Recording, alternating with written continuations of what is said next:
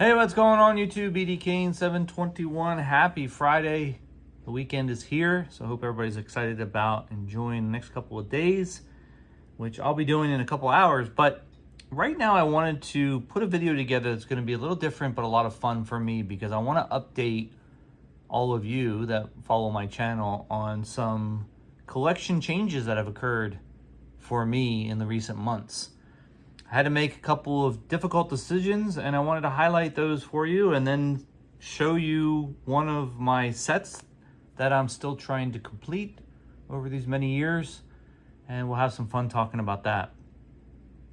But first, one of the things that I decided about a month ago was to sell off my collector's cabinet that I have at home, which was, its primary duty was to hold all of my Topps Chrome refractor sets for the past 15 years.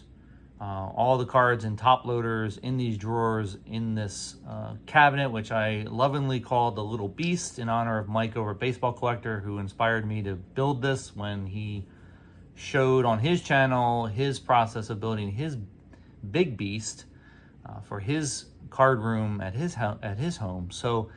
But I have decided to move on from this because I wanted to transfer everything into binders. And I was able to find somebody around here that was looking for something like this, and was able to get it to him and start making that move over into the binder world. And so now what you're seeing is my updated card closet, which is now basically Binderville. I have all of my Chrome sets in these binders, both finished and unfinished. I think there's 25 or 26 binders here now. Different shapes and sizes and colors. Mostly the one particular binder, as you can see, that has the baseball card album title on it, which is the one I like the most. But I do have some other types in there. I still have my credenza, where I'm holding all of my other cards, all the singles and the PCs, like the Manny PC and other things that I've collected over the years as well. But that's basically where I'm at now with the way I'm storing and collecting my cards. I don't have a wonderful card room like a lot of you out there do. I just basically have this space here that I can use for my collecting. Now, unfortunately, what that meant was I had to make a couple of hard decisions. I wanted to really narrow down my focus on my set collecting, because there's several sets in this roster that I've been having a hard time finishing. And so I made the decision to abandon 5 sets, close the book on them, and try to sell off or trade or just hold on to some of the star cards from those sets. I've been able to get rid of one already. So the 5 sets were the 2012 sepia and black sets, the 2013 sepia set, and the 2014 sepia and black sets. Those 5 sets have all been now abandoned. I have a couple of other sets that I'm considering closing the book on, and one of them I brought in today. So sorry about that long introduction to what I'm doing today, but I wanted to show you one of the binders in the closet. And it's basically a set that I've considered abandoning, because there's a card in here that I'm more than likely gonna have a lot of trouble finding, or at least a lot of trouble acquiring, for a very good reason. And that's the 2018 Topps Chrome Blue Refractor set. Now, I only need, according to my list right now, I only need 24 cards to finish this set. But I do need the 2 big boys. I need the Ronald Acuna Jr. card, which, even though his market hasn't been that strong in the last couple of years, he's still one of the more popular players out there in the major leagues. But on top of that, I still need the Shohei Ohtani rookie card. So that card in particular is a big boy, and it's something that I don't normally go for in my collection. It's just way out of my price range. And that's the main reason why I've considered just abandoning this set It's a beautiful set, though. As you can see, it looks great in a binder, and that's the case for most of these cards. Most of these sets, actually, now that they're in binders. I'm really starting to understand why people like putting sets in binders. But the 2018 Topps Chrome design was very interesting. There was a lot of, if you were collecting back then like I was, there was a lot of mixed reviews about it. Some people loved it, some people hated it. I was probably more in the camp of hating it when it came out because I'm more of a classic design kind of guy with the borders. And then when you throw in the way that they did the color refractors, where they basically painted the entire card the color, it was very different. And they had done that in previous years, 2016 a little bit, 2017 a little bit. So this was a little bit of a shock, but it has grown on me. I really do like it. I especially like it in the binder. You can see you've got Aaron Judge as card number 1 here.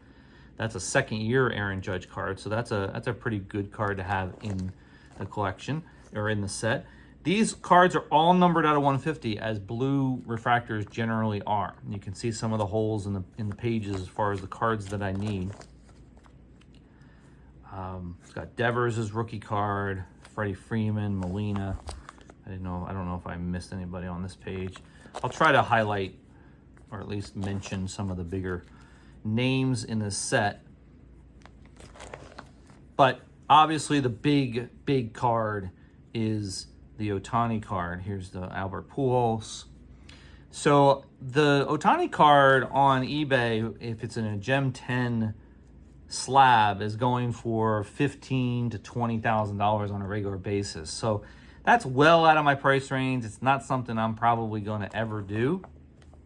So I'm really looking for either the raw version or something in a 9 or maybe something less than that.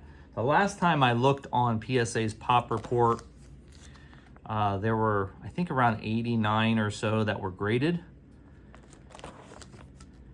And I think out of those 89, something like 60 or so were Gem 10s. So the chances of me finding something that's less than a 10 is going to be very, very difficult. So if any of you out there come across any of them, let me know. Manny Machado there, nice blue refractor. Just a fantastic looking set. There's Mike Trout. I do like the design quite a bit. So like I said, I have, let's see, 24 empty spots in here. It seems like it's more than that when I flip through it, but when you look at the list, it ends up coming up as 24 cards. Bryce Harper. I'm sure I'm missing somebody as I'm going through this. I'm sure one of you could tell me somebody else that might be in this set that's worth mentioning.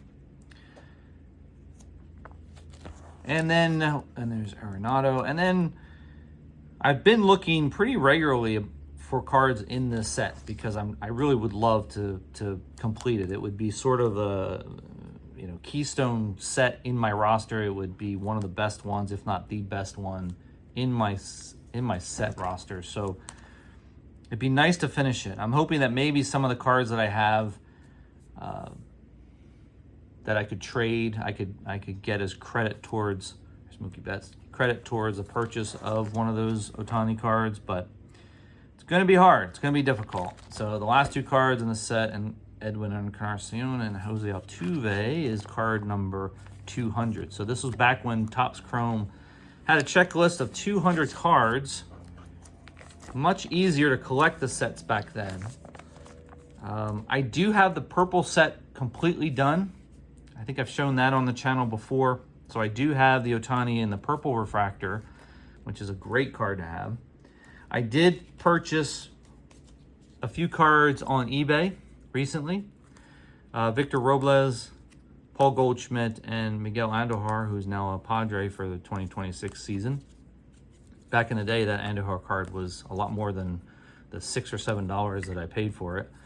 So I wanted to just show you guys that I was going to put a few more cards and knock that 24 card count down to 21. So here's card number 175. So bear with me here while I